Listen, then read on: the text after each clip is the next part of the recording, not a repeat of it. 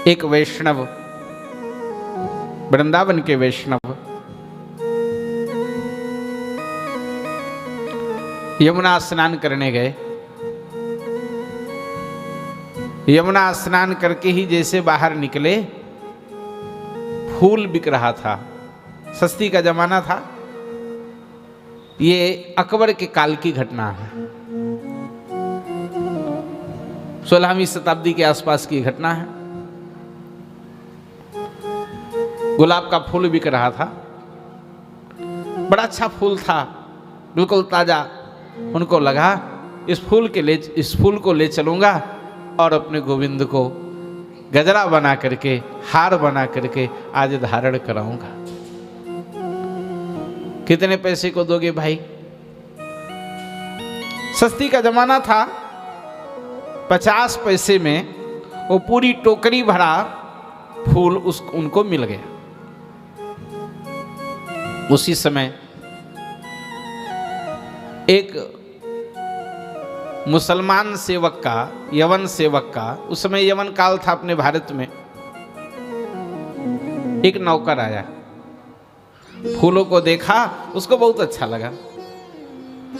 उसने सोचा अगर हम अपनी प्रेयसी के लिए, अपनी प्रियतमा के लिए इसका गजरा बना के पहना दें तो बड़ी खुश हो जाएगी वो। अब देखो दोनों फूल खरीद रहे हैं, वो वैष्णव भी फूल खरीद रहा है और वह सेवक भी फूल खरीद रहा है, पर दोनों का लक्ष्य भिन्न भिन्न है कि नहीं? भैया फूल बेचोगे? बिक गया। कितने पैसे को बेचे? 50 पैसे को।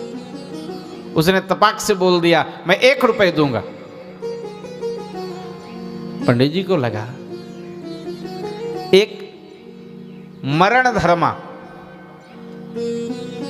नश्वर शरीर वाला राजा का ये नौकर कह रहा है 1 रुपए दूंगा, और मैं अविनाशी परमात्मा का सेवक फूल नहीं खरीद पा रहा हूं। पंडित जी को भगवद आवेश आ गया और पंडित जी ने कहा 2 रुपए दूंगा। उसने 3 कह दिया, पंडित जी ने 4 कह दिया। बात बढ़ते बढ़ते 50 रुपए में पहुंच गई।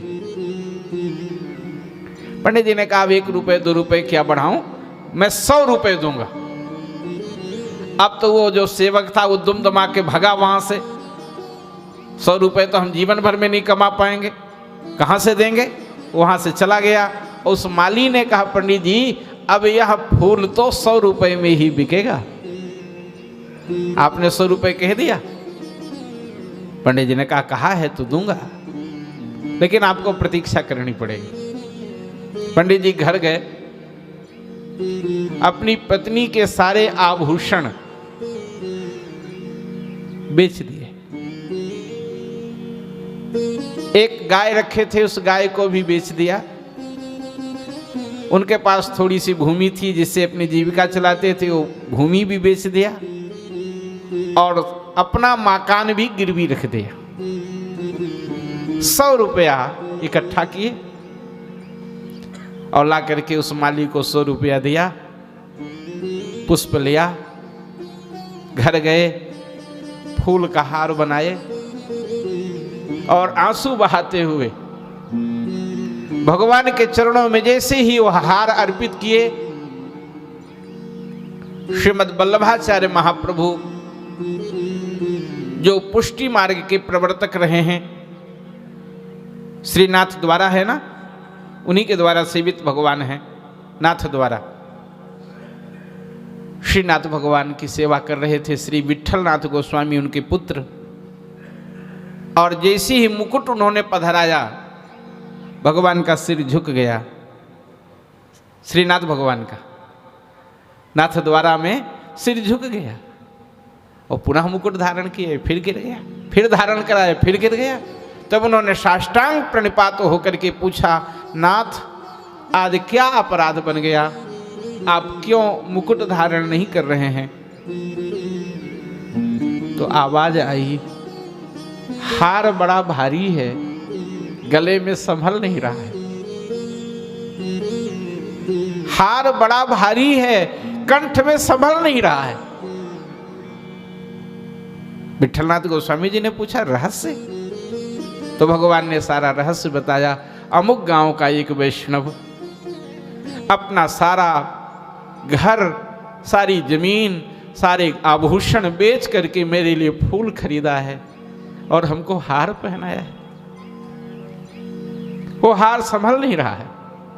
विठलनाथ गोस्वामी जी ने तुरंत सेवकों को भेजा, 100 रुपये दे करके भेजा, पंडित जी से कहिए जो जो वस्तु बेचे हैं सब वापस करें और तुरंत भगवान की सेवा में आए।